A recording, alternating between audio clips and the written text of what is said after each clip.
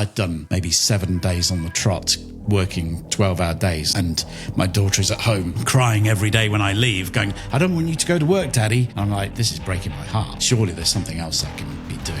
Things started to change a little bit for you and you started to feel like something wasn't quite right. So you have this idea. A lot of people come at the social media personal branding game going, I need to sell more stuff. My thing was like, how can I make an impact with the skills that I have and treat it as an experiment? The experiment was, what would happen if I made a video every weekday for a year? I ticked over about 100,000 followers a couple of months ago. What do you tell people that like come into your community when they're a little bit lost? They're like, I don't want to do the thing I'm currently doing. I'm in a bit of a pivot. What are some of the kind of first key fundamental things that you tell them to do? You would have to start with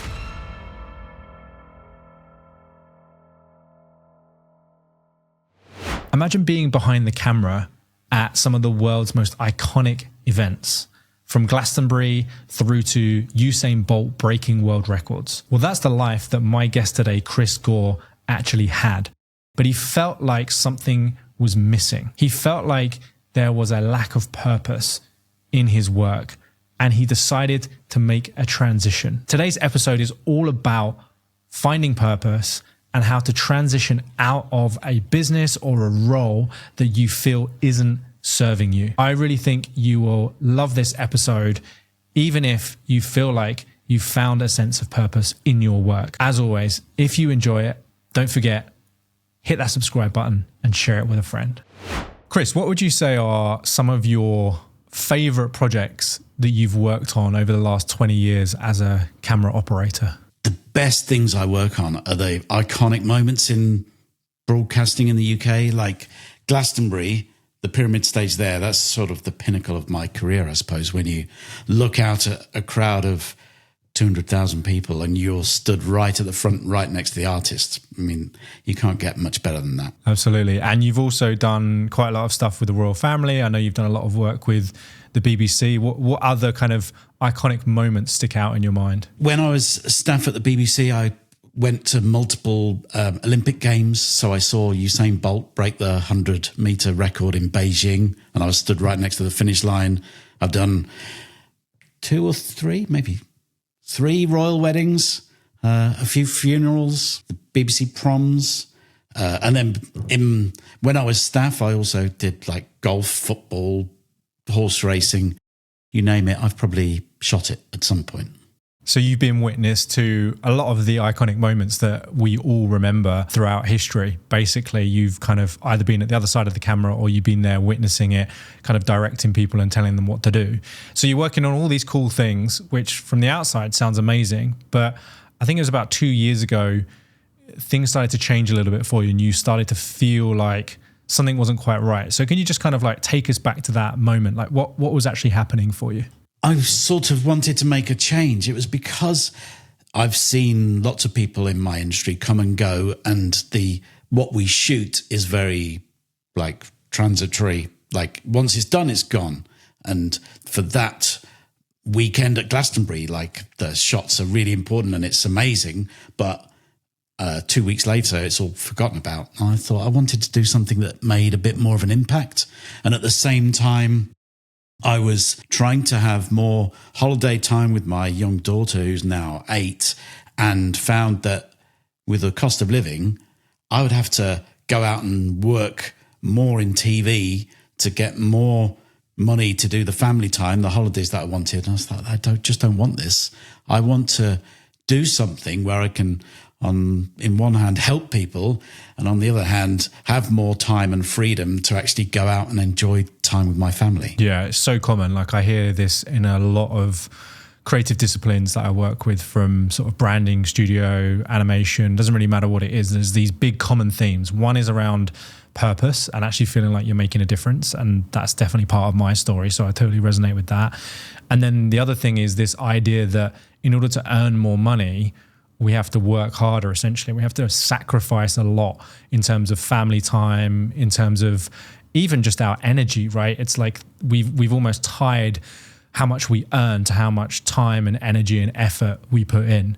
So just kind of describe to us, like, how was that actually showing up for you day to day? What were some things that were happening that made you stop and think, is this really what I want to be doing? What made me really stop was a few good friends had been in the industry for quite a while, and they decided to retire.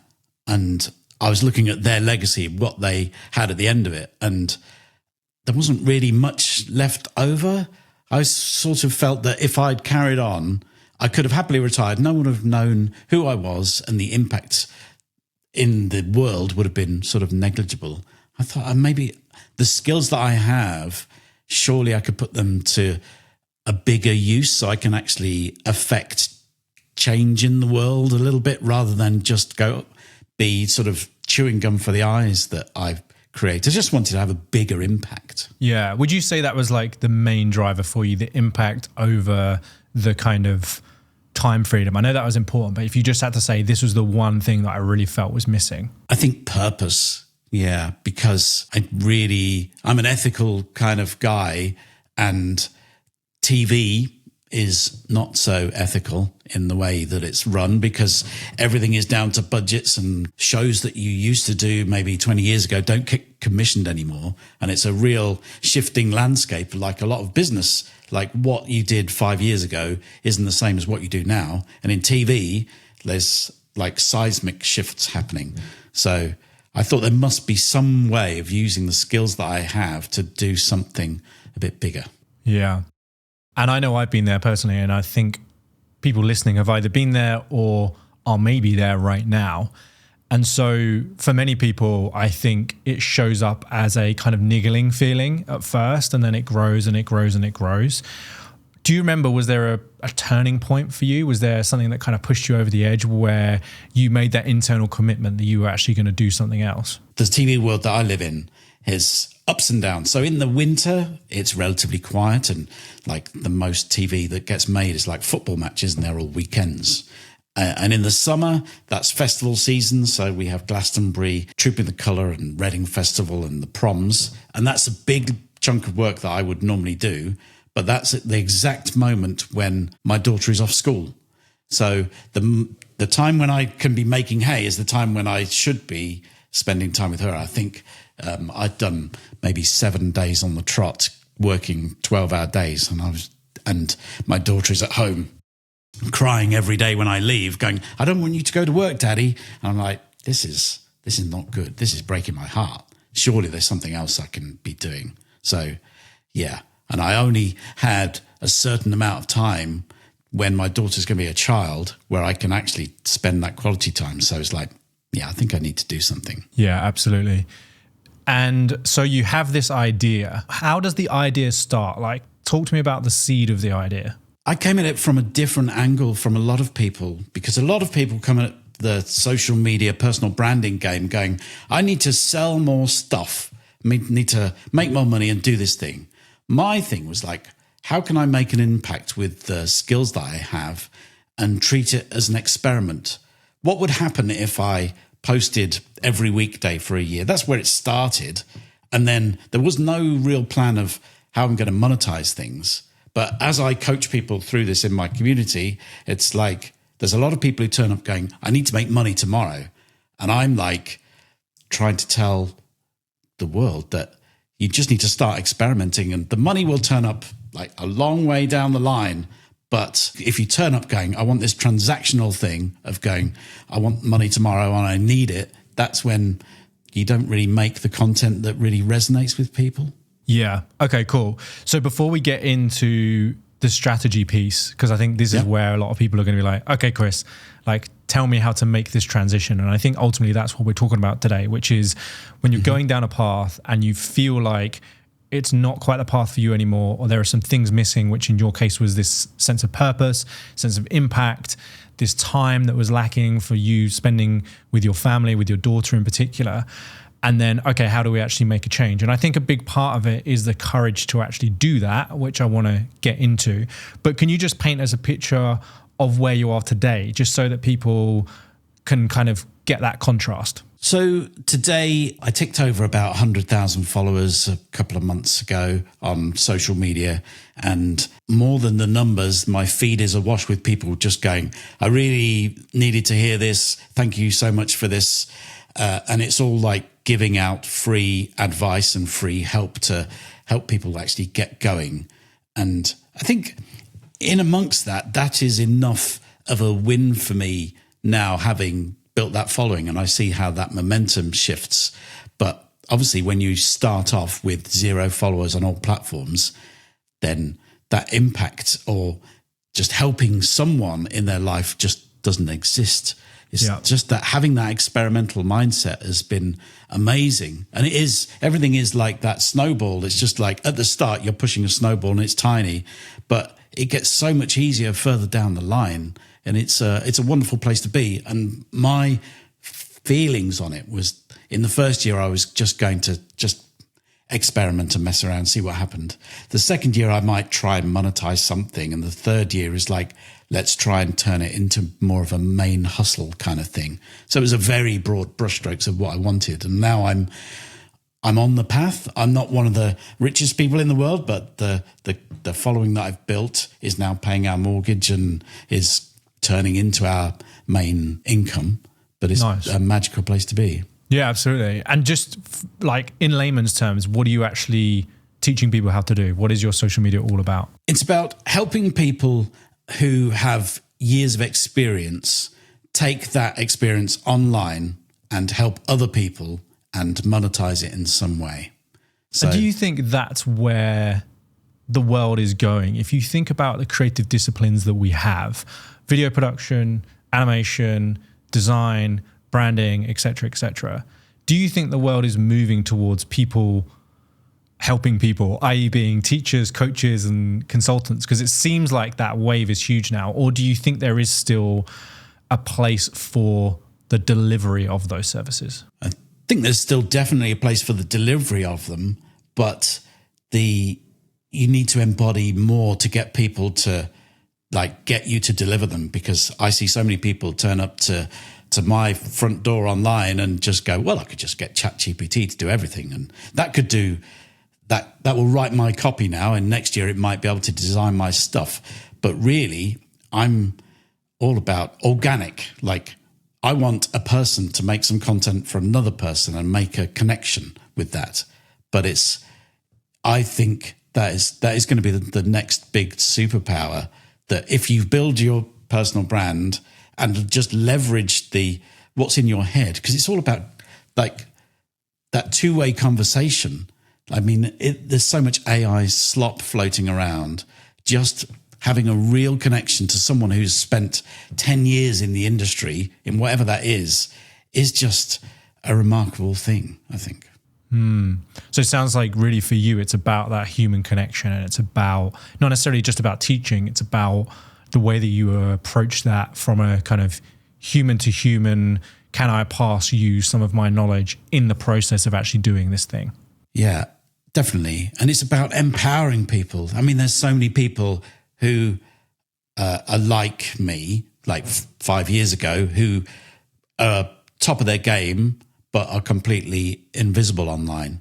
And I think that's where a lot of people start, but then they start posting online and just describing what they do.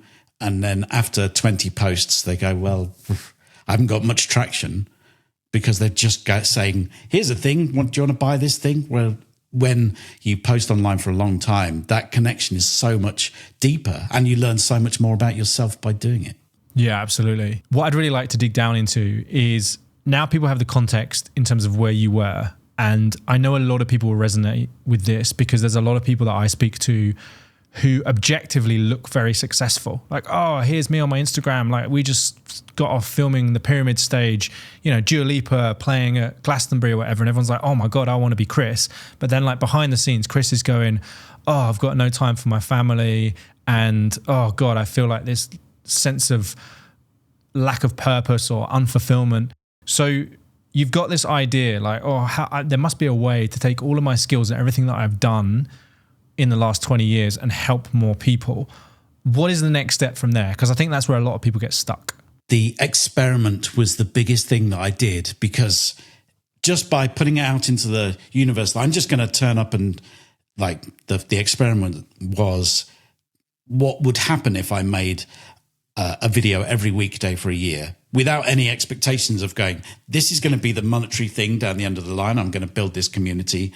Because early doors, I was like, maybe I could make a course on how to create like the perfect video, and me being a camera operator, that's going to sell millions, and I could just go and live on a yacht in Dubai. But it's like, that just didn't feel right. And it took me about a year of that experimenting to really hone in on what my real purpose was and find my voice. I think that period of experimenting without wanting anything back was the best thing that I ever did. Yeah, absolutely. And I think the fact that you call it an experiment actually says a lot, because when I'm coaching creatives, one of the biggest things, or one of the biggest hurdles to them implementing some of the ideas, is that they want to have everything perfect before they actually go and take action, rather than taking some action, seeing what the data says, and then adjusting that action based on the data.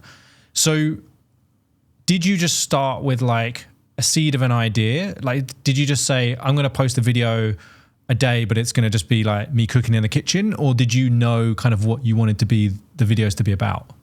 I knew that I could help people with creating content and the branding aspect of it. So I sort of knew that it was going to be of that general theme, but I didn't really know what it was going to be on top of that. I knew I didn't really want to just share random stuff, and to get some traction, I needed to pick a lane, because I'd been sat watching my favorite YouTubers for a long time, and I wanted to do something in that vein. So, I know you'd spoken to Chris Goor, and I'd watched his videos, and I was like, well, he's been going for a long time. I think I need to do something a bit like that to really help people in a certain situation. Okay, so you knew some things already, which to me and you might sound like a given, but I would say to a lot of people that's not even obvious, that you have to pick a lane and that you have to be quite specific. So you've obviously taken something from your background, like, okay, I've been behind a camera for this amount of years, I've covered these events, I know what makes a good shot, I know how to keep people's attention, because you've got to keep the attention of the public in what I would consider some things to be quite boring. Like, obviously the Usain Bolt thing is probably quite easy because everyone wants to watch that sprint, but when you've got a whole day of like the trooping of the color or whatever, you've got to get a little bit more creative about how you keep people's attention. So you've already got that knowledge, and then you start thinking, right, how can I use this to help, I guess, someone other than the BBC or these big kind of corporates that benefit from all of your skills, right? Is that a kind of feeling that you had? Like, I had 20 years of experience before I started this whole journey. So what are you an expert in? If you just start with that question and go, I know there are things that I do in my day-to-day life that will translate to other people. For other coaches and consultants, that's probably easier, because it's just like delving back into actual work that you've done and just giving people advice about that. But I think that there was so much once I started creating the content that I was like, this thing happened on this show, so maybe that could weave into my social content. And how did you decide who you were doing this for? Because I mean, obviously you could do it for anyone. From the very start, I knew I wanted to empower that one person who saw the videos. So I started, it's all part of the experiment, but just before I started, I had got a secret Santa at work, and it was a tear-off calendar of inspirational quotes. And I was like, I think I could create videos a bit like that, because I want people to have something that they can take away every day. And throughout that experiment, different things happen. So I was like, I'm doing a lot of doom scrolling, and that happens first thing in the morning. So maybe I could do the inspirational thing first thing in the morning. And then the first bit of traction I got on a video was around something actionable. So then it becomes just adding that onto the list of things that it needs to do. And a lot of the content that I was watching is people just turning up going, you're not good enough. Like, you're not doing this thing that will make you millions. What I wanted to do is turn up at the start of the day going, actually, here's one thing that might make your life a bit easier. if you did this today. Just try this. So I came up with this try this hook because it forced me to write in a certain way and to think in a certain way. I love that. It's quite inspirational. I've got a love-hate relationship with Instagram. Sometimes I wake up and I'm like, right, I'm going to show Instagram what I can do, because I actually started in a film background. So I worked for my cousin in New Zealand, and he ran like a very small boutique film advertising agency, basically. I studied new media at school and did digital media at university. So like, I'm kind of from that world. And one thing I get quite discouraged by is the fact that it's a little bit like what I would class as like trash TV, you know, people that just love like trash TV. It's super popular, but it's like painful to watch. And for some reason, my Instagram is filled with that stuff. And so part of me feels inspired to go out there and do something different and create some real content. Yep. But another part of me just thinks, I don't even want to enter that race. So how did you find the inspiration every day to keep showing up and recording the video? I think I'm just belligerent. Something even happened today where I've got a video online. It was on TikTok that has got like 350,000 views. And there's literally a comment underneath it going, well, this won't work on TikTok. And I had to reply, well, just look at the amount of views this has got. It's just like, it's bizarre. But when you turn up with an idea of you want to help people and you want to create content for the person at the end rather than for the algorithm, then something sort of magical happens, I think. There's a great thing around making content for real people rather than the algorithm. There's so much around, this type of content works on TikTok, this type of content works on Instagram. But actually, when you start making content for the people, it can be the same across all those different platforms because it's still the same person that you're trying to reach on the other end. And I quite like the fact that if I'm making content that isn't the same as other people, I will naturally stand out. But everyone gets forced into making that similar sort of content because they've seen it. I know. That's what I hate about the whole thing. Whenever you look into it, it's like, you have to do this video where you're like walking down a beach with a coffee, pointing at the thing. And then there's these points and it's read the caption below. And like, I know you don't have to do what everyone else says, but I just find it hard when that's everywhere. And I just think, well, yeah, if I make something else, that's why I started this podcast, because I just wanted to just do something that felt real to me. And I wanted to speak and connect with interesting people and people that felt real and felt authentic rather than this whole kind of show, basically. What I'm really curious about is, so you started this experiment and you said to me earlier that there are people that come in your door, which is a community for people listening, right? It's like a community where you help people create content, essentially. Yeah, really, it was to try and help them create better video content to do what I've done, essentially, and build a business around it. But everyone enters the door at different stages, so we've got to try and figure out where they are on that journey. Yeah, and so this is what I want to talk to, because I get a lot of people and I call them, they're on the struggle bus, right? So it's like they come to me and they needed help like 2 months ago. And they're really at that point where they're like, I just need to start earning money now, Chris. So I'm imagining some of those people you just like don't let into the community, but the ones that maybe aren't as extreme cases, what do you say to them when they're just like, Chris, I'm sick of doing this thing. I just want to find a way to make this whole personal brand content thing work and start paying me. I'm aiming to try and get my content to get people earlier on in the cycle. Once they get to that level, then it's not going to be easy, because as soon as you put any pressure on yourself to create content that does a thing early doors, then it's just not going to work. You've got to be in it for the long haul. I suppose it's how do gyms sell memberships that people are in there for years, because that's what you need to do to make a real difference online. It's the same as that. So I'm constantly thinking about that. And there are certain, because I meet a lot of people inside my community, I'm trying to pick out what is the thing that makes a person like stick to it and really go for it. I'm still trying to figure that out. Yeah, it's complicated. It's human psychology, right? It's like there's a lot behind it. But it's like if you go, I want you to make 100 videos and on the 100th video, it's got to make money. I mean, how are you going to even start to do that? Yeah, so too much pressure. Yeah. But I guess I want to just dig down then a little bit, because I know how I did this from a business perspective, but it's a very business-minded approach. So I went from basically running like a marketing agency and being like, I don't want to do this anymore. I don't care about half the clients and brands I'm doing work for. Exactly the same as you. I just don't really feel like this website or this thing is really having an impact. I want to feel like the work I'm doing creates more of an impact for people. And I know there's a lot of people out there right now, especially creatives, that share that sentiment. Now, my approach to that was, right, okay, well, first of all, I need to kind of find this sense of purpose. What is it that I want to do? I asked myself questions like, if I knew I only had a year to live and money was no object, what would I do? And things like that kind of helped me find this kind of sense of purpose. You talk about this gateway being the experiment, and it seems like it has really paid off for you now. But I guess there'll be a lot of people listening being like, that sounds like a pretty big risk to, how long do I have to stick out this thing that I don't really enjoy doing for?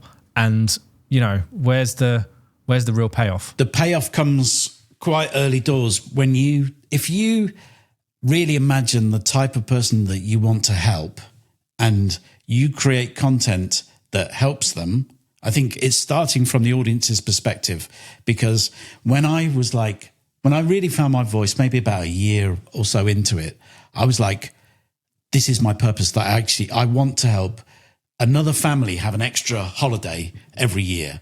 And when I started to get comments in my socials going, I've been able to do X, Y, and Z because of this, I was like, yes, this is it. I'm on the right path. I'm not especially making a shed ton of money out of it, but I know that I'm going in the right direction. So it's definitely thinking about it from a person's perspective rather than yours. Yeah, 100%. That was the biggest shift for me. And it sounds so corny, but there was a video by Tony Robbins, and he told this story about when he was probably in his 30s, right? And he tried all these different things, and he was in a cafe, and there was this kid with his mum, and he was talking to his mum, and I'm butchering this story because Tony Robbins tells it beautifully. But the long and short of it is that he gave his last $10 or whatever to this kid to pay for his mum's dinner or whatever as a gesture. And he was like, that was my last $10, but I know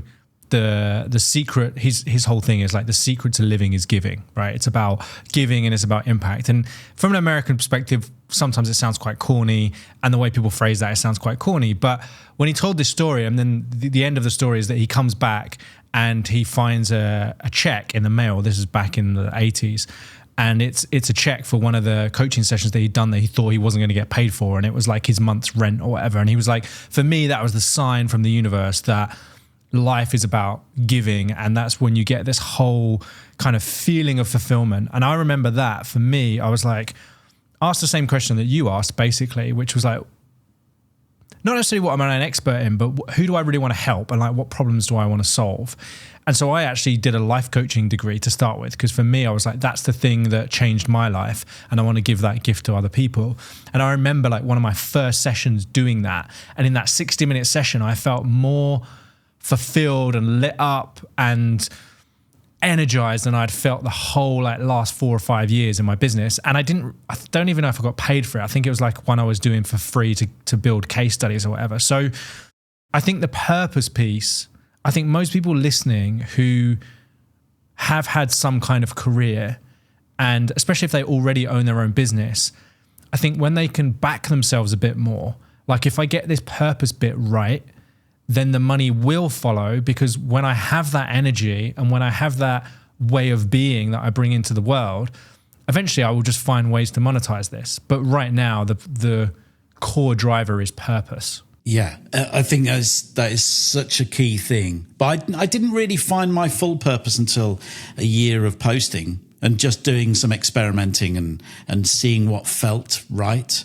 I mean, do you think you found your purpose, your noble cause? Yeah, I think I have, in terms of like the industry and the people that I want to help. There's just something about creatives, and there's just something about the impact I know they can have. And I mean, this is like a really good example. Like, it's almost, if we had worked together, this would be a case study of mine, right? Like Chris, he was, stuck in this place where he was unfulfilled and blah, blah, blah, blah. And now he feels this sense of purpose because I know what that feels like, but also from my perspective, if I can help one other person find that sense of purpose where they're focused on someone they actually care about and they're doing work that's aligned with their values and they're doing things that have a positive impact in the world, that's like me impacting one person who's then going on and impacting hundreds potentially over the next 5, 10, 15 years. Yeah, completely. I mean, I had a thing on my socials, which was my subheading that might still be on some, that I wanted to help 1 million people have a better family life.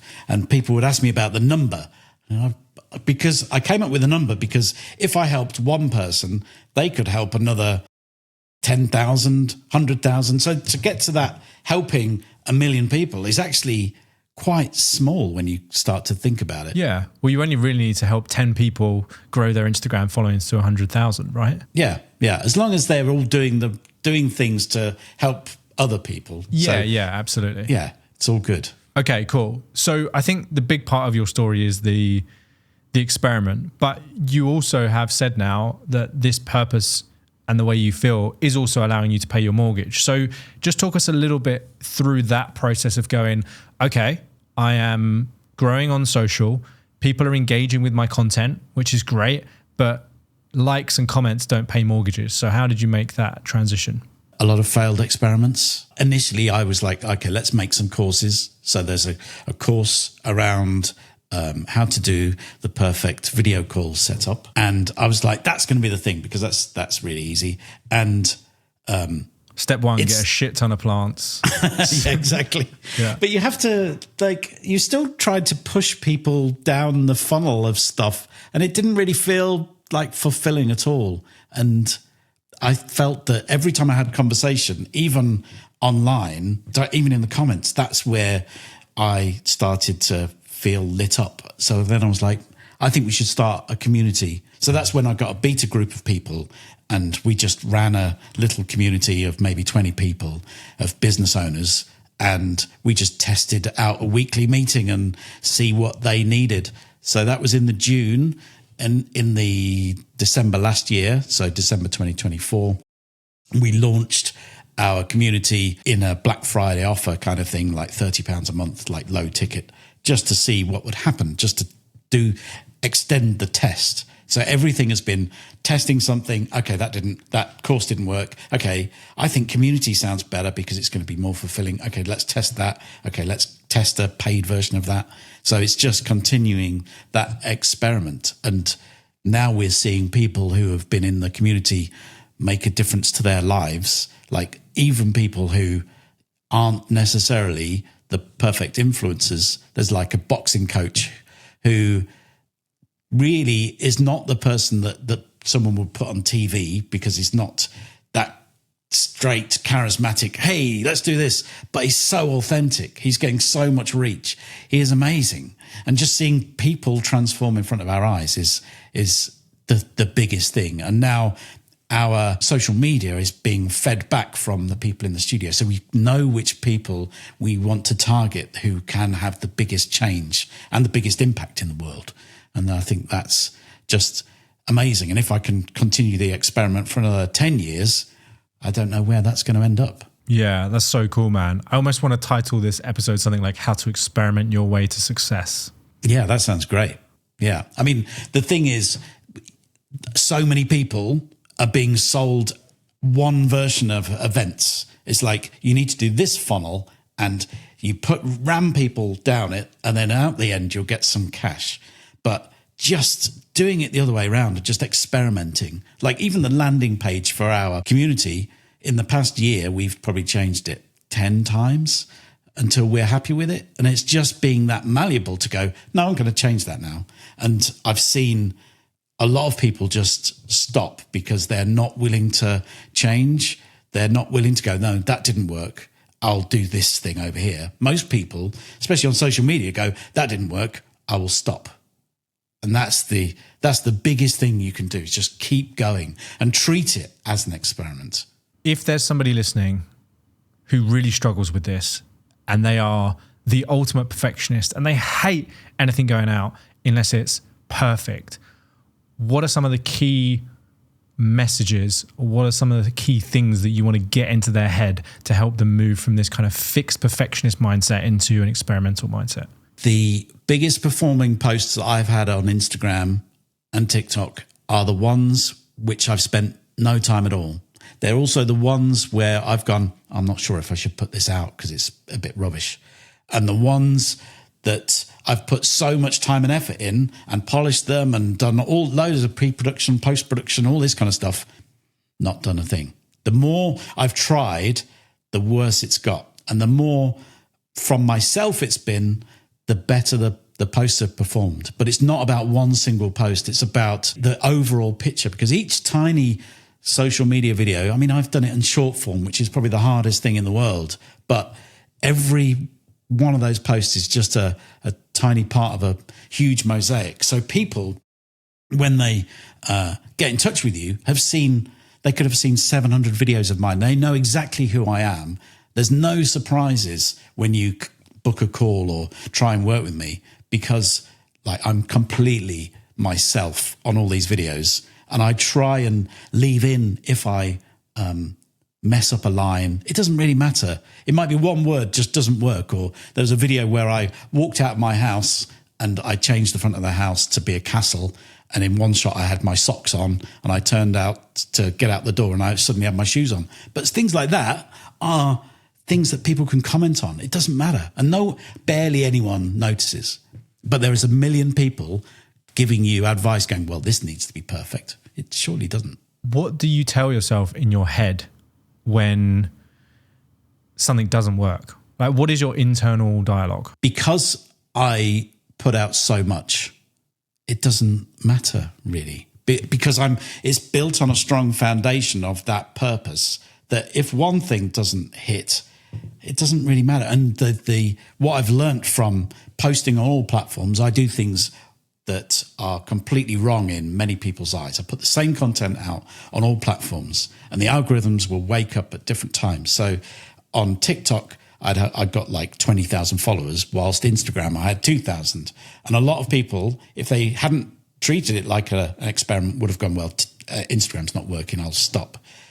But I just by having some kind of input going, well, this is still okay from this other platform, it made me continue. So I think it's just having the strength to know that if you're in it for the right reasons, if you're in the social media world to actually help people, then there isn't a problem.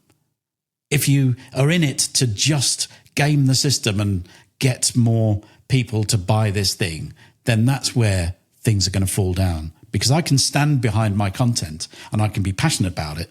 And if it gets to 10 people, then that might be enough, because it might make that person do a thing. Yeah, it's the same concept. I used to run a record label, and one of the things that myself and the founder agreed early on is that we have to love the music, because if it doesn't get any plays on any of the streaming platforms, we still feel really proud of it and we love that track and we listen to it. But if it gets loads of plays, then great. It's a win-win both ways. But if we put something out that we don't truly believe in, and it doesn't, because we think it's going to do well, and it doesn't really get the traction, then we've got that on our catalogue, like a track that neither of us really want to listen to, and we just kind of put it out because we were thinking it would do well. And it's that feeling of like, oh, that was a bit of a sellout moment. So I think it's a great principle. But the thing that you said, Chris, which like really resonated with me, was that if it's for the right reason, and I think this is a big shift, and I'm still kind of banging on about it, but I think just a really fundamental shift for a lot of people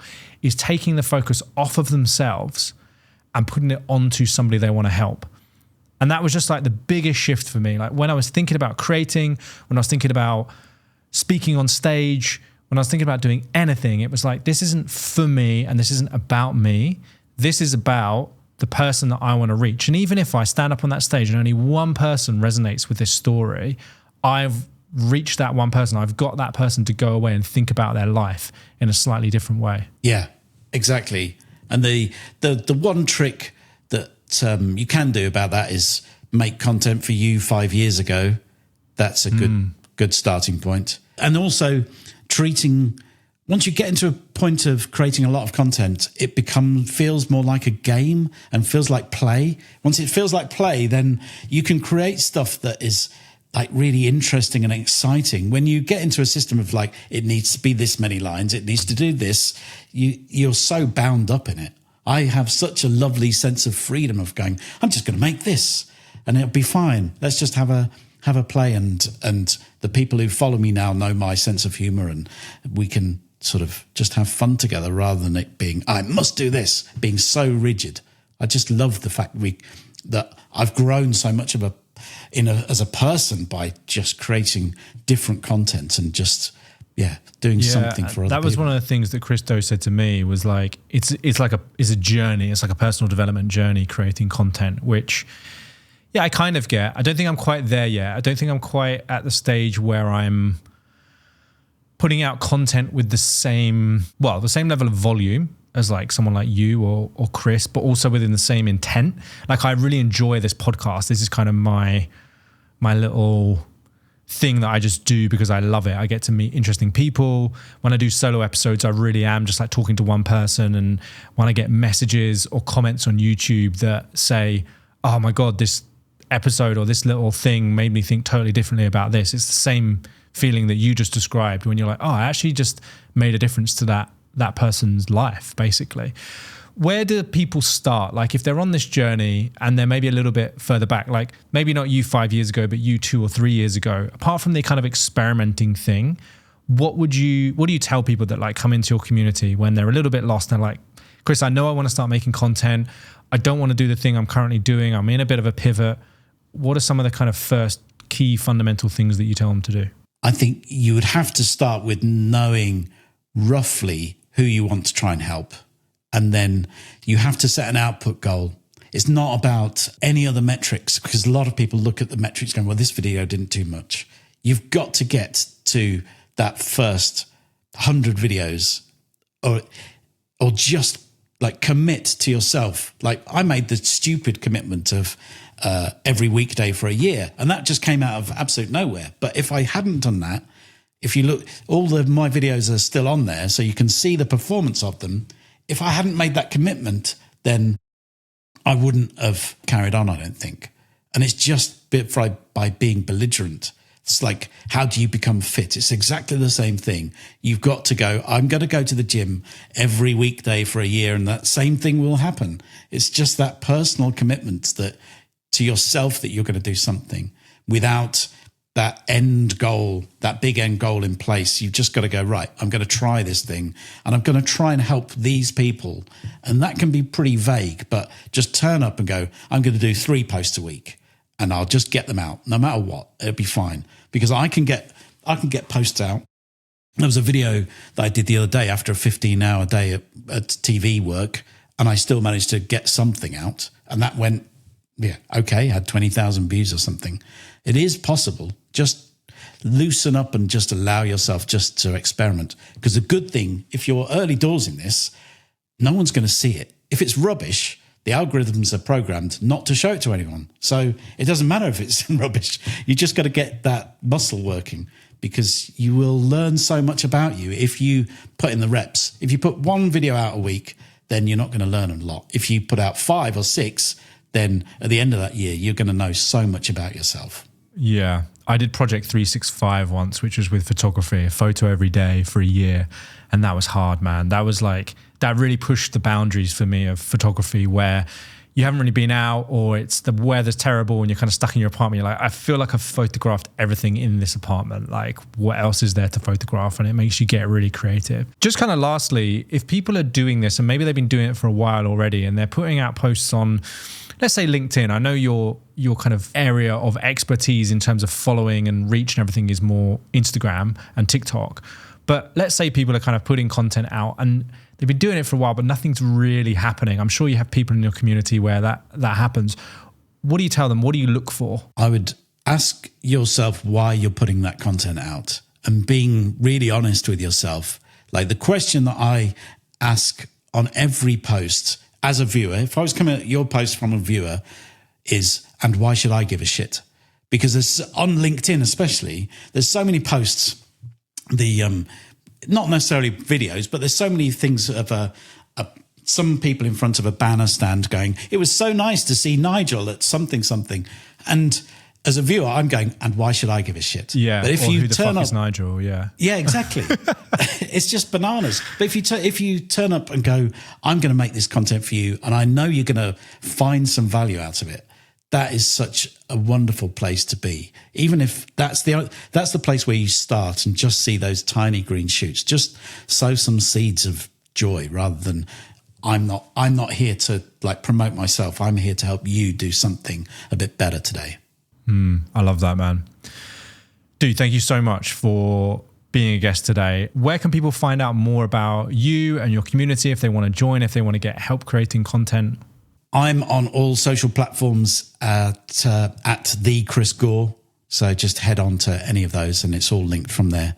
Okay, cool. And that's spelled Goor, just for anyone listening, right? Yeah. Okay, cool. We'll put a link to that, your Instagram and all of your other socials in the show notes. Is there anything else that you want to say or any other message that you want to leave people with before we wrap up today? I only want to say just start. It doesn't matter how good it is, just get going. And it's amazing how far you can get if you just do something regularly. So you've just got to make the first step at some point. Love that. Thank you, dude.